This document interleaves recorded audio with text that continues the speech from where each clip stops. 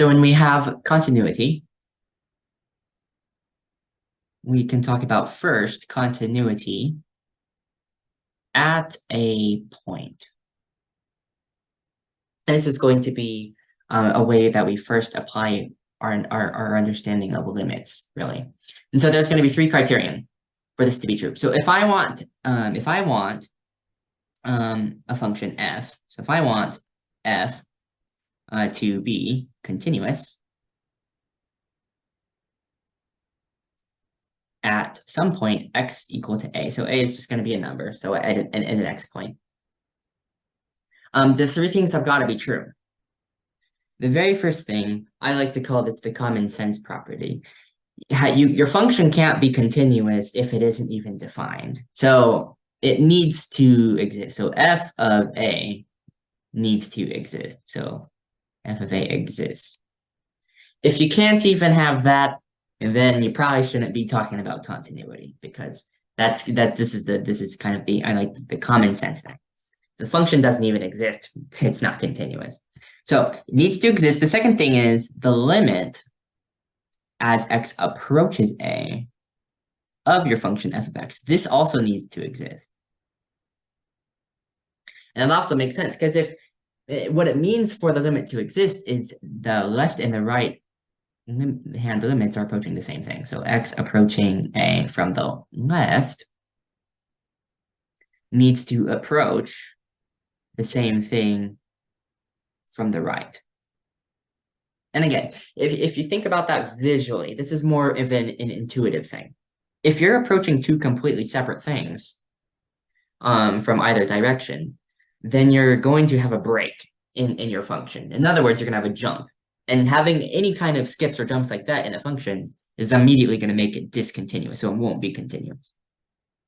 So once you have these two things in place, you got your function needs to exist, needs to be defined. You also have a limit, and that limit also needs to exist because we need to be approaching the same exact thing.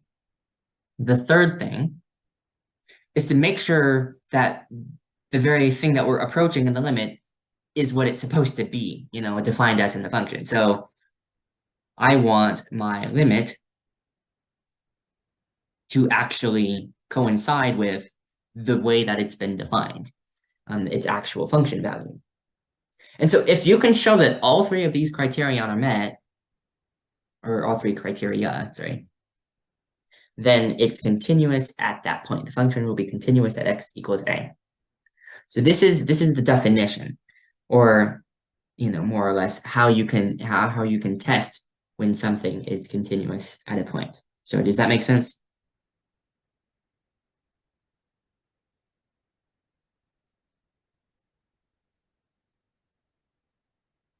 Yes, that makes sense.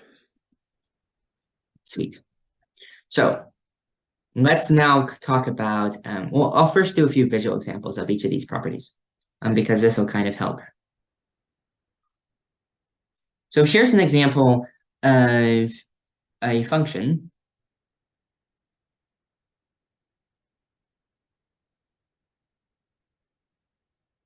now.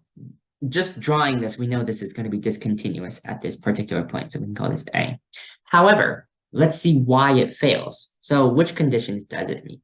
So does it meet the first condition? So does f of a exist? Yes. Right. So that exists because f of a is right here. I could point that out to you. Now, the issue comes when I ask, does the limit as x approaches a of the function, does this exist?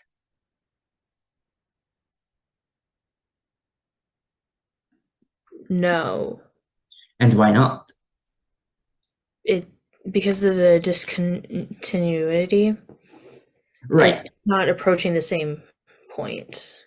Very good. We're not approaching the same thing. So from the left, I'm approaching up here. I'm approaching f of a up here. But from the right, I'm approaching something completely different. I'm approaching this value down here. We're not approaching the same thing. So this limit fails to exist. And then since that doesn't exist, then it's not going to be continuous because we fail on this second thing. All good? Yes. Sweet. So then here's, what about this? You can have a function that looks like, actually very similar to this other exercise that we did, but you could have a function like this. This could be our function. So we can, if this is A, we can ask the question. So f of A, does this exist?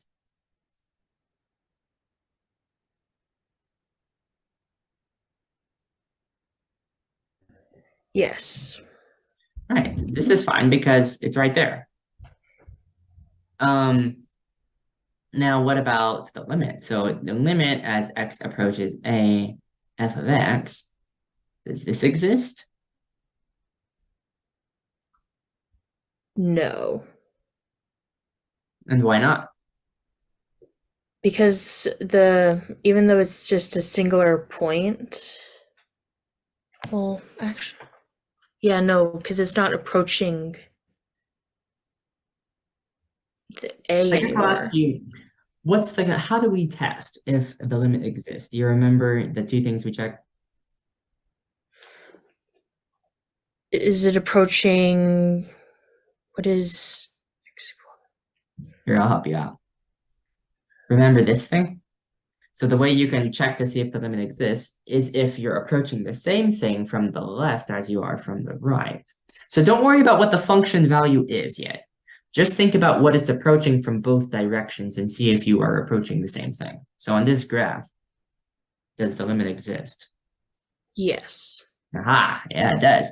Because if I approach from the left side, okay, I'm approaching there from the left. What am I approaching from the right side? Oh, so I'm approaching the same exact thing. So that's really what we're asking with the existence of the limit. So be careful, don't associate the limit existing with the function existing there.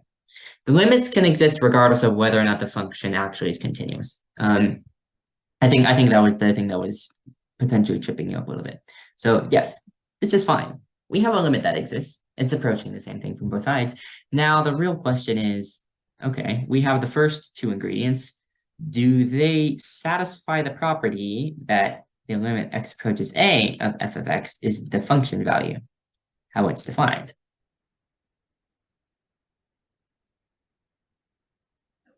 No. Right, this fails. So you can have the first two even, and you can still fail in the third one because everything's in place except for the fact that we just have this guy floating out here. It's not where it's supposed to be. And so for this reason, this is discontinuous. So now that you've seen why functions can be discontinuous, it'll make it way more intuitive when a function actually is continuous. So let's take a simple example here. Let's do x squared. I love x squared. So f of x is equal to x squared. Now, we're going to go and we're going to see, is this continuous at x equals 1? So we're going to check at x equals 1. And we're going to see if this is continuous there. A figure drawn perfectly to scale, absolutely no flaws in this diagram whatsoever. Okay, so the first thing is, does f of 1 exist? Yes. Yes. And actually we can calculate what that is. It's going to be x f of 1 is 1 squared. Okay, and then the limit as x approaches 1 of f of x, does this exist? Yes. Right, because we are approaching the same value from both sides. So from the left of 1 and I approach it, I'm approaching that value. And if I come from the right down to, oops, I'll get a different color here. If I'm approaching from the right, I'm still approaching the same thing. So the limit does exist. And we can actually determine what this limit actually is. This limit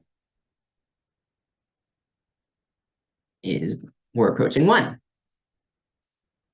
Okay, so then the last thing is, does the limit that we are approaching to coincide with the actual function value that it's supposed to be? Yes. Yeah, this one finally works because 1 is indeed equal to 1. That's great news. That means the conclusion we can reach is that f of x is continuous at x equals 1. Now, of course, the real question is f of x equals x squared, is this continuous at all points in its domain?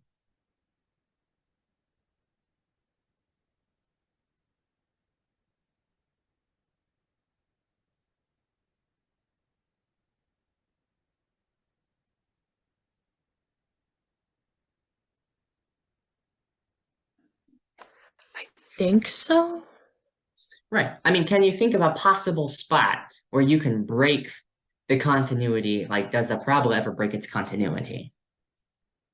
No, it doesn't. It doesn't. And so functions that are continuous for every single possible point in their domain, we just call that function as a whole a continuous function. So when we say that a function is continuous, we're talking about not just at a particular point. We're saying that, okay, well, every single point in the domain of this function is going to satisfy all 3 of these properties.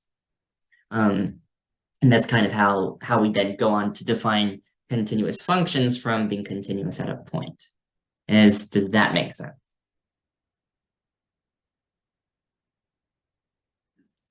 Yes. Sweet. Do you want to see another example, or do you think that did you identify the point of confusion from when you were first learning it? I've definitely identified the issue now. Just for my sake, so that I can address things better in the future. What was the point of confusion?